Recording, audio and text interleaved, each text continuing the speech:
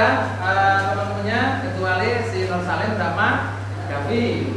Oke, anak-anak semuanya, sebelum kita mulai pelajaran di sini Bapak membawa media pembelajaran apa ini? Nanti kan kita lihat peta ini peta daerah mana. Kita akan lihat. Oke, anak-anak semuanya, di depan kalian ini ada peta wilayah Indonesia. Nah, hari ini kita akan membahas tentang ketergantungan antar uang. Materi bahasanya adalah ketergantungan antar uang dalam pemanfaatan potensi sumber-sumber daya yang ada di Indonesia. Nah, ini kalian lihat dulu untuk petanya persebaran wilayah Indonesia itu seperti ini. Dan tentunya kita masih ingat bahwa di Indonesia yang dari Sabang sampai Merauke ini memiliki keadaan geografis yang berbeda-beda. Dan tentunya dengan keadaan geografis yang berbeda-beda, dengan keadaan topografi yang berbeda-beda, tentunya itu akan membuat sumber daya yang ada di setiap wilayah itu juga berbeda-beda. Misalkan, ya kan? Tentunya sumber daya yang ada di daerah pesisir, misalkan, itu beda nggak dengan sumber daya yang ada di pegunungan? Apa potensi sumber daya yang ada di pesisir, misalkan? Perikanan, terus garam, pinter, ya kan? Nah, kemudian kalau yang di pegunungan kira-kira apa? Pertanian, ini pertanian di dataran rendah ya. Kemudian, oh sayur mayur. Nah, tentunya itu berbeda ya antara yang ada di pesisir dengan di dataran rendah, dengan dataran tinggi, bahkan di pegunungan. Itulah uniknya Indonesia ya. Jadi semuanya ada berdasarkan keadaan geografinya, sumber daya alamnya bisa berbeda-beda. Kira-kira nanti di dalam sumber daya alam yang berbeda-beda itu muncul yang namanya ketergantungan atau mungkin saling membutuhkan, ya kan? Saling membutuhkan antar satu daerah dengan daerah lain karena perbedaan sumber daya yang dimiliki oleh masing-masing daerah. Seperti contohnya, ada nggak yang kira-kira bisa menyebutkan, ya? Kira-kira bentuk ketergantungannya seperti apa? Antar daerah itu terkait dengan sumber daya alam yang ada di masing-masing daerah. Misalnya, ada yang bisa memberikan contoh? Misalkan bentuk ketergantungannya seperti apa? Bentuk kebutuhan saling melengkapinya seperti apa? Oke. Dataran rendah itu nggak ada misalnya sayur-sayuran, Ya. itu dia membutuhkan sayur-sayuran itu dari daerah yang dataran tinggi. Oke. Dan sebaliknya. Daerah biasanya daerah rendah itu menghasilkan padi dan kalorinya, sedangkan dataran tinggi atau pegunungan itu menghasilkan sayur, mayur atau teh. Sehingga mereka, nah itu contohnya. Nah, dalam pembelajaran kita kali ini, ya kita tujuan pembelajarannya itu adalah kalian nanti bisa memahami ketergantungan antar wilayah itu bentuknya seperti apa, dan kalian juga nanti akan diharapkan bisa mencari dari mana persebaran dari masing-masing sumber daya alam itu yang ada di Indonesia. Seperti itu. Jadi tujuan pembelajaran kali ini nanti kalian diharapkan bisa memahami konsep ketergantungan antar wilayah di wilayah Indonesia terkait dengan persebaran sumber daya yang ada. Nah,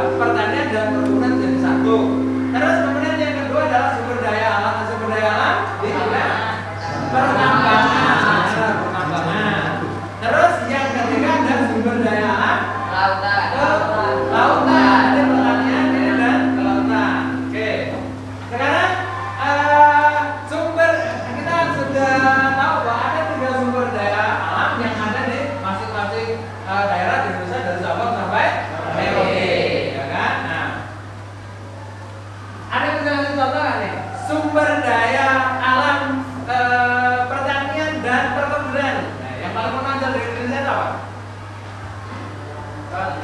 Pertanian dan perkebunan. Yang paling menonjol yang dihasilkan oleh negara kita, negara Indonesia, apa kira-kira? Kelapa sawit, Istirahat. aren, terus kopi, jagung, teh. Oke. Kalau sumber daya alam kelautan, oh berbagai jenis ikan. Termasuk garam nggak? Dan produksi garam. Nah ini perlu diketahui kalian semuanya. Indonesia ini ya adalah bentuknya negara apa ini? Kepulauan. Jadi Indonesia itu negara kepulauan yang dinobatkan menjadi negara dengan garis pantai terpanjang di dunia. Jadi kalau misalkan dibentang nih garis pantainya Sumatera, Jawa, Kalimantan, Sulawesi, Irian Jaya atau Papua, itu mungkin bisa mengelilingi dunia garis pantai Indonesia ini, ya kan? Karena terpanjang. Dan tentunya dengan garis pantai yang panjang, itu sumber daya alamnya bisa luar biasa itu, ya kan? Nah, tadi sudah jelaskan tentang ketergantungan antar uang dalam pemanfaatan sumber-sumber daya ekonomi. Sumber-sumber daya ekonomi pun tadi sudah kita jelaskan. Ada banyak sumber daya ekonomi yang berbeda-beda di Indonesia dari Sabang sampai Merauke. Itu tergantung kepada keadaan geografis dari masing-masing wilayah. Yang nanti pengaruhnya adalah berbeda sumber daya ekonomi yang dihasilkan. Nah, itu yang menyebabkan antar daerah atau antar wilayah di wilayah Indonesia ini mereka akan saling mengisi atau mengalami saling ketergantungan terhadap permintaan dari sumber daya yang ada. Nah, ini nanti kita akan bagi kelompok kita untuk kalian mencari persebaran beberapa sumber daya alam yang ada di Indonesia. Batasi 3 ada untuk sumber daya alam yang akan kita bahas. Yang pertama adalah sumber daya apa tadi? Sumber daya dan perkebunan. Yang kedua adalah sumber daya pangan. Dan yang ketiga adalah sumber daya kelautan. Jadi nanti kita akan bagi satu kelas ini menjadi 6 kelompok, ya. Sudah ya? Oke, masing-masing sudah ada 4 sampai 5 orang untuk masing-masing kelompok. Nanti pembagiannya seperti ini. Untuk kelompok 1 dan kelompok 2 itu mencari informasi tentang persebaran bahan sumber daya alam berupa sumber daya alam pertanian dan perkebunan. Kelompok 1 dan kelompok 2. Untuk yang kelompok 3 dan 4 itu mencari informasi tentang persebaran sumber daya pertambangan yang ada di Indonesia. Sedangkan 2 kelompok terakhir yaitu kelompok 5 dan 6 itu mencari informasi tentang persebaran sumber daya alam kelautan yang ada di Indonesia. Silakan nanti masing-masing kelompok itu 1 buku saja atau 1 catatan saja yang nanti akan dipresentasikan ke depan untuk masing-masing ke kelompok seperti itu. Ada yang ditanyakan? Cukup? Oke, kalau cukup waktu untuk mencari informasi atau kalian berdiskusi itu hanya dibatasi kurang lebih 10 menit saja mulai dari sekarang. Silakan.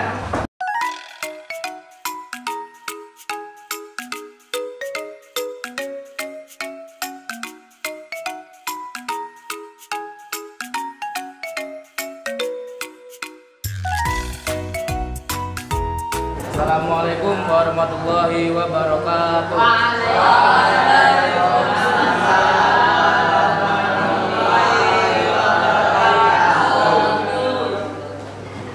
Saya dari kelompok 1 akan mempresentasikan persebaran sumber daya alam di bidang pertanian dan perkebunan. Nah, negara Indonesia ini adalah negara penghasil pertanian dan perkebunan besar di dunia yang meliputi cengkeh. Cengkeh ini terdapat di Pulau Maluku yang dulu ini adalah termasuk pusat perdagangan dari negara-negara Eropa. Yang kedua ada di daerah Aceh. Ini juga terdapat penghasil cengkeh. Dan juga ada di Jawa Tengah. Tiga daerah ini adalah penghasil cengkeh yang ada di Indonesia dan masih banyak lagi. Dan yang kedua adalah kopi. Negara Indonesia ini banyak daerah yang berpenghasil kopi, terutama yang ada di dataran tinggi. Contohnya ada di Sumatera Utara, tepatnya di daerah Tapanuli. Ini adalah daerah penghasil kopi terbesar yang ada di Indonesia. Juga paling ada di Lampung juga ada, karena kan ke Lampung. Nah, yang ketiga, satu lagi, kopi ini adalah kopi di Indonesia ini termasuk terbesar ketiga yang ada di dunia setelah Brazil. Yang keempat ada jagung. Jagung ini terletak di Aceh, Lampung, Jawa Barat, dan di Sulawesi Selatan. Itu adalah daerah penghasil jagung. Dan satu lagi di Bali. Setelah jagung ada lagi, yaitu karet yang terletak di Aceh, Banyumas, tepatnya Jawa Tengah, dan juga di Riau. Ini dia, Riau. Karet ini termasuk terbesar kedua yang ada di dunia, terbesar kedua di dunia. Jadi karet ini adalah terbesar kedua yang ada di dunia. Dan yang kelima ada coklat. Coklat ini ada di Lampung dan di Maluku.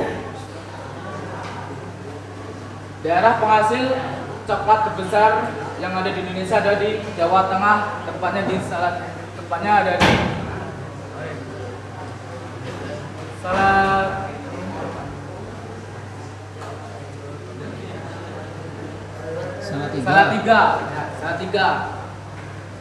Dan terakhir ada beras yang ada di seluruh pulau Indonesia. Sekian dari saya presentasi persebaran sumber daya alam bidang pertanian dan perkebunan yang ada di Indonesia. Sekian dari saya. Wassalamualaikum warahmatullahi wabarakatuh. Assalamualaikum warahmatullahi wabarakatuh. Waalaikumsalam warahmatullahi wabarakatuh.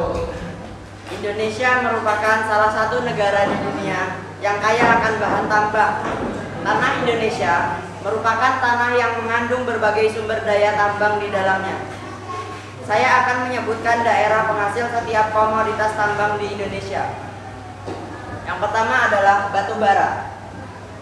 Tempat penghasil batu bara di Indonesia yang pertama adalah Aceh. Yang kedua Samarinda, Kalimantan Timur. Yang ketiga Ombilin, Sumatera Barat. Yang keempat Tanjung Enim, Sumatera Selatan.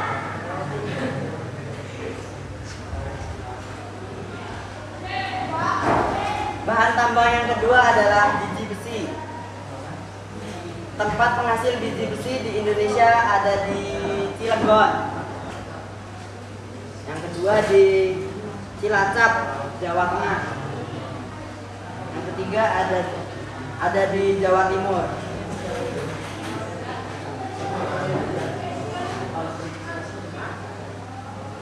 Hasil bahan tambang yang ketiga adalah emas dan perak.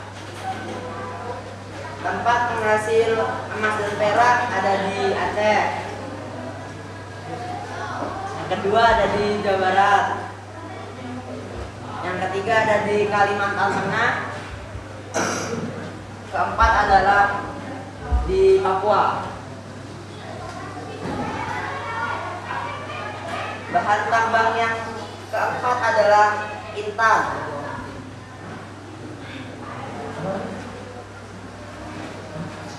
Tempat penghasil bahan tambang tersebut ada di Martapura, Kalimantan Timur, Kembatin, Kalimantan Barat, dan Bontang, Kalimantan Tengah.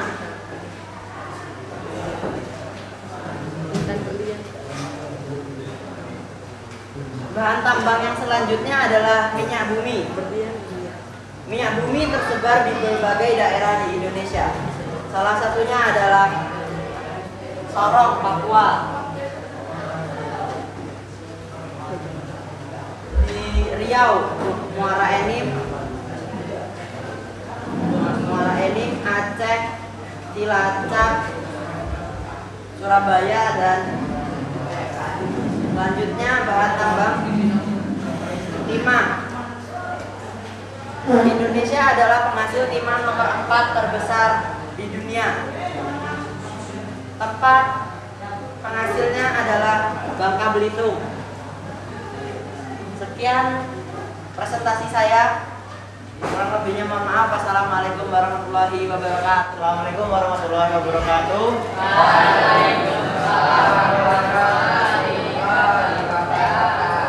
Yang kita tahu dan yang pernah di kita ini, Indonesia negara kepulauan.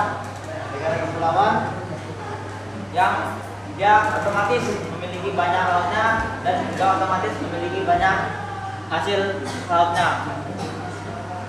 Oke ya, langsung saja. Hasil yang pertama yaitu yang penghasil ikan ya, dengan banjar ikan. Tentang perikanan yang terbesar adalah Selat Malaka. Selat Malaka ini kita tahu sendirilah memang terkenal dan ya dilakukan dengan hasilnya. Selat Malaka ini menghasilkan ikan yang bernama ikan terubuk, yang mungkin asing bagi kita, agak asing bagi kita ikan terubuk. Oke ya, next. Apa itu ikan terubuk? Terubuk nanti kan kita di grup lah ikan terubuk itu seperti apa. Oke, next. Yang kedua yaitu pantai Jawa Barat atau Cilacap di sini. Terletaknya di sini, Cilacap. Cilacap, oke ya. Dia penghasil ikan teringgi. Ada yang pernah ikan teringgi di sini? Ya. Mungkin pernah ikan teringgi. Asin. Teringgi. Oke, yang kedua yaitu ikan Bitung, Sulawesi Utara. Katakan di sini Sulawesi Utara, dia penghasil ikan tuna, ikan cakalang, dan ikan tongkol. Yang kedua yaitu di Soler atau NTT. Maka di sekitar sini di dekat Bali dia penghasil ikan dikenal dengan ikan paus. Ya mungkin sekarang udah langka lah kita. Paus tek.